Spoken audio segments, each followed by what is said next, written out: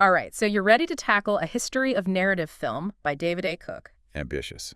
But don't worry, we're here to help you extract the good stuff from this massive book. Yeah, we're going to explore how film went from those shaky images you'd see in Nickelodeons to the crazy CGI stuff we see now. Hitting all the major milestones and movements and the tech that really changed everything. And get this, we're going to rewind even further. Oh, yeah. Back to a time before film Before film. even existed. Okay. Because believe it or not, it all starts with optical illusions and how our brains work. That's right. Our brains have these little quirks that make moving pictures even possible. Like what? Well, like persistence of vision, for example. Persistence of vision. Yeah, that's the phenomenon where our brains hold onto an image for a split second, even after it's gone. Oh. Like when you spin a fan blade really fast, you see a blurry circle instead of individual blades. Yeah. And then there's the five phenomenon. Five phenomena. If you show two still images quickly, one after the other, our brain actually sees it as motion. Wow. Without these quirks, we wouldn't even have moving pictures. That is wild. So these optical illusions are basically like the bedrock of cinema. Yeah. Now, I'm curious about the pioneers. Yeah? The ones who took these illusions and turned them into actual moving pictures. Right. It seems like there was a real race to make this magic happen. Absolutely. And it was a transatlantic showdown. Oh. The Lumiere brothers in Paris Okay. versus Thomas Edison over in New Jersey. So it's the late 1800s, and these inventors are battling it out. Yeah. Who takes the lead? Well, in 1895, the Lumiere brothers, they premiered their cinematograph. Cinematograph. And it was a sensation, they projected moving images for a paying audience. Wow. Real turning point. I can imagine that first screening. Oh, yeah. People must have been blown away. Totally mesmerized. But what about Edison? Wasn't he working on something similar? He was. He had his kinetoscope. The kinetoscope. But it was a very different experience. That's... It was a peep show device. Yeah. Like you'd look into this little box to see a tiny film. So he was thinking individual viewing was the future of film. Yeah, he thought so. It's funny how that went. Right. I guess he underestimated the power of a shared experience. He did. Seeing a film together, Yeah. reacting along with other people, Right. it adds a whole other dimension. It's part of that magic of cinema. Uh-huh. And when the Lumiere's projections took off, Edison, he realized he needed to switch gears. Smart. Yeah. So even though he missed the mark initially, he adapted. Yeah. What did he do? Well, Edison wasn't one to give up. He embraced projection technology Okay. and championed an innovation that would totally transform film as we know it. You're talking about the Latham loop, right? I am. It sounds pretty technical. It is. But before the Latham loop, films were really limited in length. Because Imagine trying to run a long, heavy strip of film through a projector. it would break. Exactly. It would snap under its own weight. That makes sense. So the Latham loop, they added a simple loop of film inside the projector mechanism. A loop. Yeah, absorb the tension. So the film didn't break. Exactly. Wow. So simple, but So that's how films could finally be longer.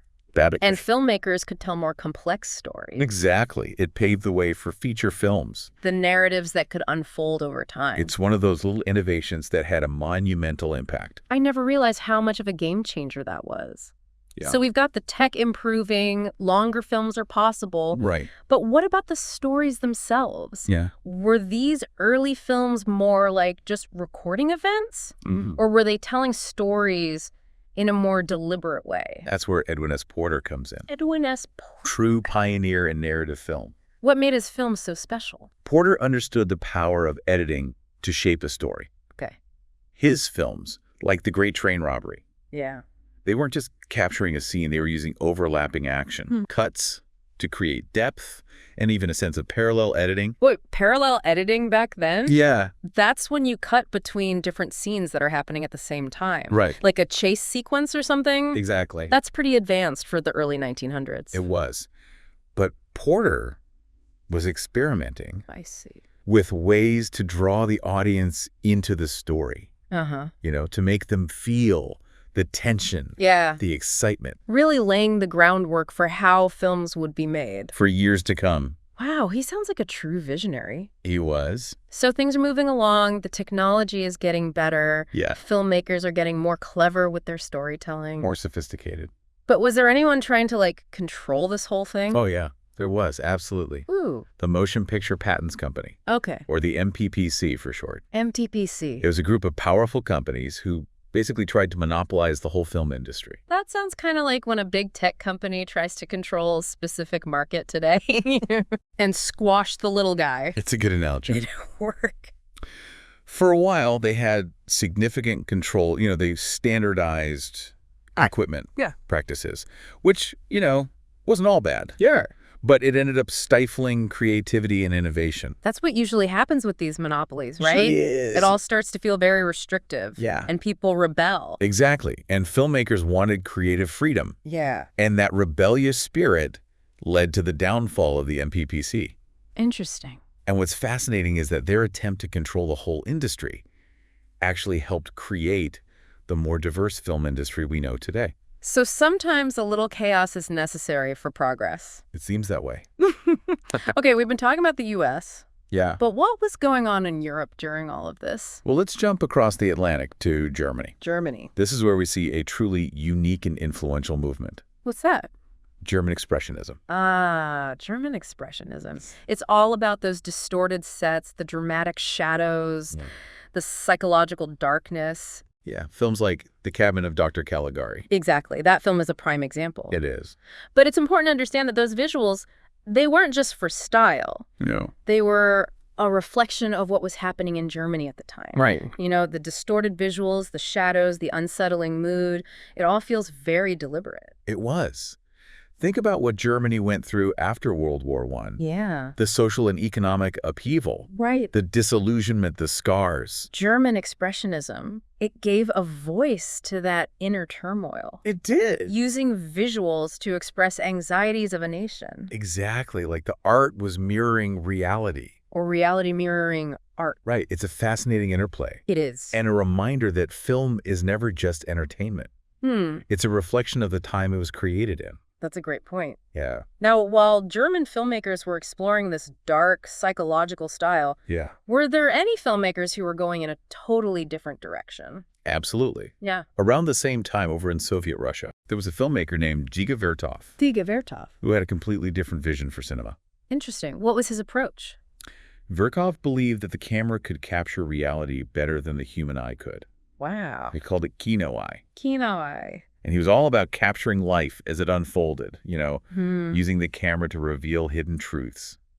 So he wasn't interested in staged sets or carefully crafted narratives. Not really. He wanted to capture the raw energy of the real world. Exactly. He was a pioneer of documentary filmmaking. Interesting. And his films are full of dynamic camera work, unusual angles, fast cuts, Yeah. trying to create that sense of immediacy. To bring the viewer right into the heart of the action. That's it. His films must have felt incredibly fresh and innovative at the time. They did. They had a huge impact on documentary filmmaking. I bet. Vertov showed that you didn't need actors or elaborate stories to create compelling cinema. You could find drama and beauty in the everyday world if you just knew how to look. Powerful stuff. Yeah. It's like he was saying, forget all the artifice. Let's see life as it really is. Right. Now, speaking of powerful filmmaking, there's another Soviet filmmaker. Oh, yeah. We have to talk about Sergei Eisenstein. Sergei Eisenstein. He was a master of a technique called montage. He was. Eisenstein believed that editing was the heart of cinema. Okay. He believed that by skillfully cutting between different images, you could create an emotional and intellectual impact. That went beyond the individual images themselves. Exactly. I've heard about his famous Odessa Steps sequence Oh, yeah? from the film Battleship Potemkin. Right. People still talk about it today. They do. It's a master class in montage. What makes it so special? Well, Eisenstein uses a series of quick cuts, juxtaposing images of violence, chaos, with images of innocence and vulnerability. It's an unforgettable sequence. It is. It's amazing to think he was doing this in the 1920s. Yeah. You think action movies today are edited quickly? I know. Eisenstein was a pioneer of that style decades earlier. He was ahead of his time. He understood that film wasn't just about recording reality. Right. It was about shaping it, Shaping it. manipulating time and space to create an effect on the viewer. Exactly. A true artist of the moving image. He was. Yeah. So we have these groundbreaking filmmakers in Russia Wow. pushing the boundaries of cinematic language. Right. But what's happening back in the U.S. at this point? Well, the 1920s was a time of huge change for Hollywood. Oh, so This is when we see the rise of the studio system, with studios like Paramount, MGM, Warner Bros. The big names. becoming major powerhouses. So this is when Hollywood really starts to become Hollywood. It is. The glamour, the stars, the whole dream factory image. Exactly. Studios were cranking out films at an incredible pace. Wow. They established genres, cultivated stars. This is when we get the iconic silent film stars. Charlie Chaplin, Buster Keaton, Yes. Harold Lloyd. All of Must have been such an exciting time to be a part of the movie world. it was.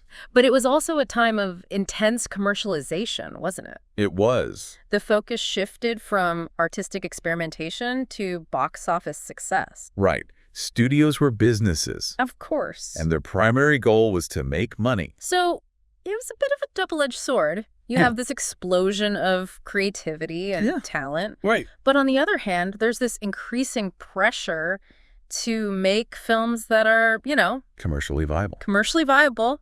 It's a tension that would shape Hollywood for decades to come. No, we can't talk about the 1920s without talking about one of the biggest turning points in film history. Oh. The arrival of sound. The transition to sound was seismic. It completely changed the way films were made. And experience. Everyone knows about The Jazz Singer in 1927. Right. The film that's credited with, Popularizing sound. popularizing sound. Yeah.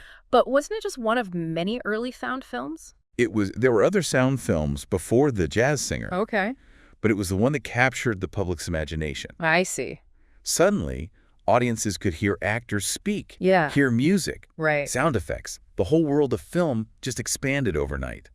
It must have been mind-blowing for audiences at the time. It was, and it wasn't an easy transition for the filmmakers either. What were some of the challenges they faced? Well, the technology was still pretty new. Right. Microphones were incredibly sensitive, So actors couldn't move around too much. not without ruining the sound. So those sweeping camera movements, the elaborate action sequences, Right, they were so common in silent films. they had to be rethought. Exactly. And there were problems with syncing the sound to the image, Oh, right. figuring out how to amplify the sound so everyone in the theater could hear. So it was a huge undertaking, It was. but they figured it out. They did, and it changed everything. It ushered in a whole new era for film, It did. one that would lead to all sorts of new genres. New storytelling techniques, a new way of experiencing the movies. Exactly. It's amazing how one technological innovation can have such a profound impact on an art form. It's true. And as we'll see, Yeah. that pattern of innovation and disruption continues throughout the history of film. It does. It's fascinating how quickly filmmakers adapted to sound. You're right. It's almost like they were playing catch-up with technology, constantly pushing the boundary. Exactly. And then they were already on to the next big challenge. Which was Color. color, right. In the early days, color in film was pretty basic. Yeah. Mostly tinting or toning the film to create a certain mood. Right, like a blue tint for night scenes. Yeah. Or like a sepia tone for a nostalgic feel. Exactly. But then Technicolor came along and changed everything. Technicolor. Now, that's what I think of when I imagine those classic, vibrant musicals from the golden age of Hollywood. Exactly. Technicolor was a huge leap forward. It was. It's a much more complex process, using 3 strips of film to capture the full spectrum of color. And it wasn't just about making things, prettier. No, it actually changed the way stories were told. Really? How so? Well, take a musical like The Wizard of Oz. Okay. That shift from sepia-toned Kansas to the vibrant land of Oz, Yeah. it's not just visually stunning, it's a narrative device. Hmm. Color becomes part of the storytelling, I see. highlighting the contrast between the mundane world and the fantastical. That's a great point. It's not just spectacle. It's using color to, evoke emotions. Yeah. Create symbolism, add layers of meaning. Absolutely. Technicolor became synonymous with a certain era of Hollywood, Yeah? and even today those films have a certain magic. They do. But as much as I love those Technicolor musicals, I'm also drawn to that gritty, shadowy world of film noir. Oh, yeah. It's such a striking contrast. Film noir is fascinating, isn't it? It is. It emerged in the 1940s, post-World War II America, Okay. and it reflects a very different mood. A darker mood. Yeah, a sense of cynicism and disillusionment that was kind of prevalent at the time. Visually, it's so distinct. Yeah. Those stark contrasts, deep shadows, the smoky, atmospheric setting. It's like you can feel the anxiety and uncertainty in every frame. Exactly. And thematically, film noir goes deep, right? Yeah. It explores crime, betrayal, moral ambiguity. It's a genre that's both stylish and unsettling. It is. Yeah. Can you talk about a couple of those classic film noir movies Sure. that really define the genre? Oh, there's so many great ones. Yeah. Double Indemnity. Double Indemnity. Classic example. What makes it so classic? Well, it's got all the hallmarks. Oh. A cynical private investigator. Okay. A femme fatale. A plot full of twists and turns. And, of course, those iconic shadowy visuals. Of course. And the Maltese Falcon. Yeah. With Humphrey Bogart as Sam Spade. That's another one. Absolutely. And these films weren't just entertaining. No. They were tapping into something deeper, reflecting the anxieties of a society, grappling with the aftermath of war. And the looming threat of the Cold War. Exactly.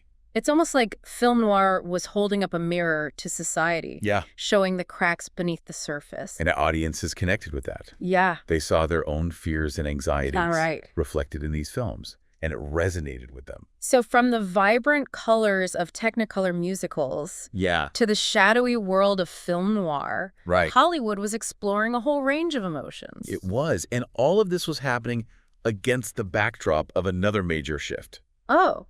What's that? The rise of television. Right. Television was becoming more and more popular in households. It was. And it posed a real threat to Hollywood. It did. Hollywood had to find a way to compete. To offer something that television couldn't. Exactly. And they did it by going big. They fought back with bigger screens. Literally.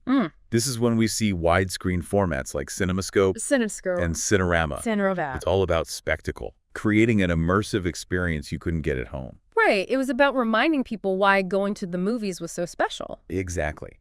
And it worked. It did. Audiences flocked to see epics like Ben-Hur. Yeah. The Ten Commandments on these massive screens. Wow. The widescreen era really helped revitalize Hollywood. It did. And it paved the way for those epic blockbusters we see today. It's funny to think that competition from television actually pushed Hollywood to innovate. Yeah, to create some of its most spectacular films. Exactly.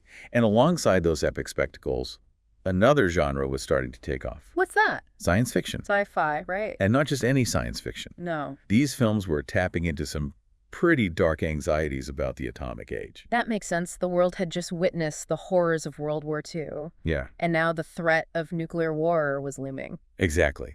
And those fears found their way onto the big screen. In the form of? Giant bugs, alien invasions, dystopian futures. Right. Films like The Day the Earth Stood Still. Invasion of the Body Snatchers, they weren't just entertaining monster movies. Yeah, they weren't. They were reflecting the anxieties of a generation living under the threat of the bomb. It was a way to process those fears. To explore those anxieties in a safe, fictionalized space.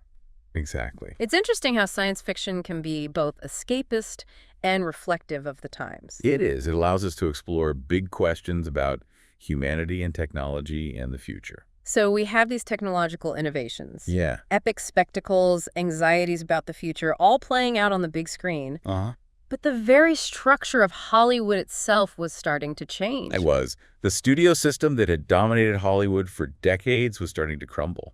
What happened? A number of factors. The rise of television played a role. Of course. There were also legal challenges. The studio's monopolistic practices. Right. But perhaps most importantly, a growing restlessness among filmmakers. More creative control. So it was a combination of external pressures and a growing desire for independence within the industry itself. Exactly. And this shift in power led to more independent producers, directors, a greater diversity of voices in Hollywood. That's an important point. It is. Because it wasn't just changes within Hollywood, it was changes happening all over the world. Right. This is when we see new cinemas emerging in Europe, Asia, Africa, Latin America. As a global phenomenon. Challenging Hollywood, offering fresh perspectives. Absolutely. The decline of the studio system coincided with a global cinematic awakening. Let's talk about some of those movements that were shaking things up. Okay. I'm thinking of the French New Wave, for example. They were all about breaking the rules. Oh, they were rebels. Yeah. The French New Wave filmmakers were like the punk rockers of cinema. In what way? They rejected the traditional studio filmmaking of the past. Okay. And embrace a more spontaneous personal style. So they used handheld cameras, jump cuts, unconventional narrative. All of that. Their films felt fresh, energetic, full of life. They wanted to capture the immediacy of experience. To reflect the complexities of modern life. Exactly. And who are some of the key figures in this movement? François Truffaut, Jean-Luc Godard, Aline Resnais. Big names. Some of the leading voices. They were auteurs. Yes. Artists who saw themselves as the primary creative forces. Absolutely. They pushed the boundaries of filmmaking. Yeah. And their influence is still felt today. It wasn't just happening in France. There were exciting things happening in Italy with near-realism. Near-realism. What was that all about? Near-realism was a reaction to the difficult realities of post-war Italy. Okay. Filmmakers like Roberto Rossellini and Vittorio De Sica. Yeah. They wanted to show the world as it was. With all its struggles. Yeah. They shot on location, often using non-professional actors. So their films had a raw, documentary-like feel. They did. Their films like Rome, Open City, and Bicycle Thieves. So powerful and moving. Dealing with poverty, unemployment, social injustice. In a way that was realistic and human. They had a huge impact on filmmaking. They did. Yeah, worldwide. They showed that you didn't need big budgets. Or elaborate sets. To tell compelling stories, you just needed real people and real emotions. It's a reminder that cinema can be a powerful tool for social commentary. For reflecting the world around us. For giving a voice to the marginalized. Exactly. And it's a reminder that the most powerful stories are the ones that come from the heart.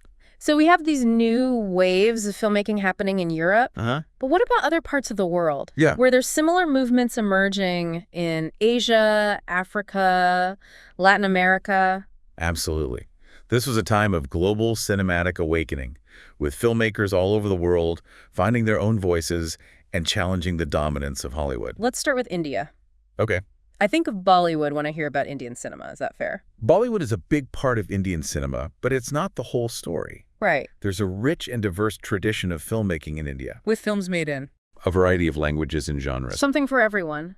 But who are some of the filmmakers who really put Indian cinema on the map? One name that stands out is Satyajit Ray. Satyajit Ray. He was a master storyteller. Okay. Who directed a wide range of films. What kind of films? Intimate dramas, epic historical sagas. His films were praised for their realism, their humanism, their poetic beauty. I've heard of his Apu trilogy. Oh, yeah. It's considered a masterpiece, isn't it? It is. What's it about? The Apu trilogy is a coming-of-age story told over 3 films. And it explores life, loss, the search for meaning. Ray's films had a profound impact on Indian cinema. And his influence can still be felt today. What about Japan? Japanese cinema has a long and fascinating history. It does. From samurai epics to anime, from horror films to delicate character studies. Incredibly diverse. It is. Are there any filmmakers that you think really exemplify Japanese cinema? 2 names come to mind immediately. Who are they? Akira Kurosawa and Yasujiro Ozu. Kurosawa and Ozu. Kurosawa was a master of visual storytelling. I see. His samurai films, like Seven Samurai and Rashomon, are epic in scope and deeply moving. I love Seven Samurai. It's a classic. It's one of my favorite films. And Ozu, yeah, he was a master of subtlety and restraint. What were his films like? His films, like Tokyo Story and Late Spring, yeah, quiet, contemplative explorations of family relationships, yeah, Japanese culture, beautifully composed and emotionally resonant. So we have these 2 giants of Japanese cinema, each with their own unique style. Exactly. And they both helped to bring Japanese cinema to the world's attention. Now, moving from Japan to China, Chinese cinema has gone through some incredible transformations, hasn't it? It has. From the propaganda films of the Cultural Revolution to the art house films of the 5th generation, Chinese cinema has found its own voice on the global stage. What are some of the key characteristics of Chinese cinema? What makes it distinct? Chinese cinema often explores the complexities of Chinese society and history. It's a cinema that's both bold and poetic, visually stunning and emotionally powerful. Are there any films you'd recommend to someone who wants to explore Chinese cinema? Farewell, My Concubine is a must-see. Farewell, My Concubine. Okay.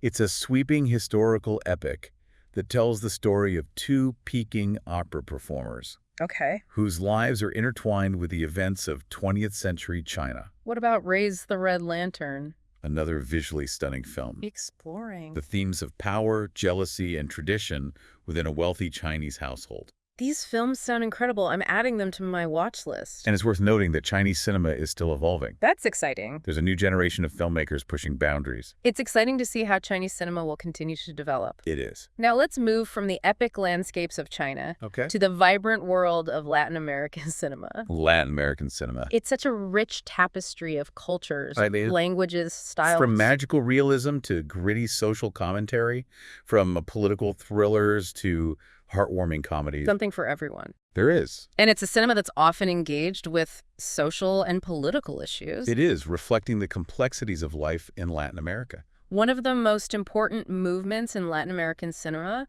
was the new Latin American cinema movement of the 1960s and 1970s. Right. What was that movement all about? It was a reaction against Hollywood. Okay. And a call for a more authentic, politically engaged cinema. Filmmakers like Glauber Rocha from Brazil and Tomás Gutiérrez Alea from Cuba. Groundbreaking films. Challenging conventions. Exploring the realities of life in Latin America. Their films sound incredibly powerful. They are, and they help to pave the way for a new generation of Latin American filmmakers. Now, finally, let's turn our attention to Africa. African cinema is as diverse as the continent itself. It is. So many different cultures, languages, traditions, and it's all reflected in its cinema. What are some of the key themes and styles that we see? African cinema often explores the challenges of life in Africa. It's often engaged with social and political issues. But it also celebrates the beauty and resilience of African people. Are there any filmmakers who you think have made significant contributions to African cinema? Ousmane Sembène from Senegal is considered a pioneer. Ousmane Sembène. He was a visionary filmmaker who used his films to tell stories of ordinary people and to challenge colonialism, social injustice. His films sound important and inspiring. They are. And they help to establish African cinema as a force on the international stage. So we have all these new waves of filmmaking. A global phenomenon. It's inspiring to see how filmmakers from all over the world are using cinema to tell their stories, to share their perspectives. To connect with audiences on a global scale. Exactly. It's amazing. From the early days of silent film to the digital age, from Hollywood to Bollywood, from Europe to Africa, the story of cinema is a story of human creativity. It is. Ingenuity, the power of storytelling. And it's a story that's still being written. That's true. What new revolutions await us? That is the question, isn't it? Well, before we dive into the future of film, let's take a moment to reflect on what we've learned. Okay, so we've gone on this incredible journey through like a century of film. Yeah. From those flickering images in Nickelodeons to the global phenomenon that we know today. It's come a long way. It has, and I can't help but wonder, like, what's next? What's on the horizon for cinema? That's the big question, isn't it? It is. Feels like we're standing at a crossroads. Yeah. With technology evolving so quickly. It's almost overwhelming to think about. It is? All the possibilities, all the ways tech could reshape how we make and experience film. Absolutely. Take VR and AR, for example. Virtual reality and augmented reality. They've gone from futuristic fantasy to, like, tangible reality in such a short time. It is amazing how fast things are changing. And they hold so much potential for storytelling. I can imagine, like, stepping into a movie. Yeah. Becoming part of the action. Or having, like, digital characters interacting with our real world. Through our phones. Through our phones, yeah. The lines between reality and fiction can get really blurry. It's both exciting and a bit daunting. It is. Like, filmmakers are still figuring out how to use these tools effectively. Yeah. How to tell compelling stories in these new mediums. It's like learning a whole new language. It's a challenge. It is. But it's also an incredible opportunity, right? Yeah. To push the boundaries of what cinema can even be. Absolutely. And it's not just about the technology itself. It's about the stories we choose to tell with it. That's the key.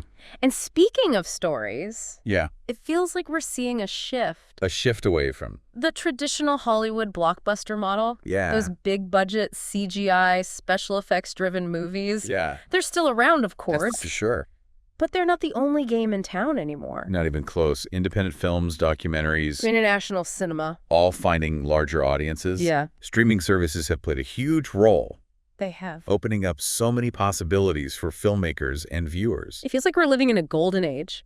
Yeah. Fiche content, you can find a film about practically anything these days. Exactly. And that diversity of content is reflected in the filmmakers themselves. Oh, so. We're seeing more women, more people of color. More voices from marginalized communities. Telling their stories. That's what's so exciting about the future of film. It is. It's becoming more inclusive. More representative of the world we live in. Exactly. And audiences are hungry for those stories. I think so. Hungry for those diverse perspectives. People want to see themselves reflected on screen. Yeah. They want to learn about other culture. Other experiences. Different from their own. It seems like the future of cinema is all about embracing this diversity. It is. This multiplicity of voices and perspectives. Finding new ways to tell stories using technology. You've hit the nail on the head. Yeah. It's a time of great change and great opportunity for cinema. It is.